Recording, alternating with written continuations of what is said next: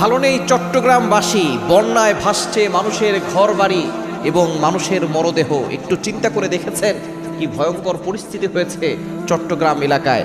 সেখানে পানিতে ডুবে গেছে শত শত ঘরবাড়ি এবং মানুষের ছোট ছোট সন্তানরা পানিতে ভেসে যাচ্ছে, পশু পাখিগুলো ভেসে যাচ্ছে।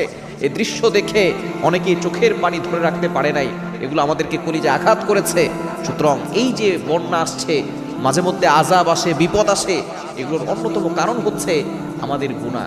আমাদের গুনাহের কারণেই এই আযাব গজব আমাদের উপর আল্লাহ পাক রব্বুল আলামিন চাপিয়ে দেন। এটা আল্লাহ তাআলা নিজে বলে দিয়েছেন, কোরআন খোলেন। এটা আল্লাহ তাআলা 21 নম্বর পারা 7 নম্বর পৃষ্ঠা 14 নম্বর লাইন, সূরাতুর রুমের 41 41 নম্বর আয়াতে আল্লাহ বলছেন, যহরাল ফাসাদু ফিল বাররি ওয়াল বাহরি বিমা কাসাবাত আইদিন নাস wall the danger coming from the ground in the water is our hand. জলে স্থলে যে দুর্যোগ মহামারী বিপর্যয় ধেয়ে আসছে, এগুলো সব হলো আমাদের হাতের কামাই।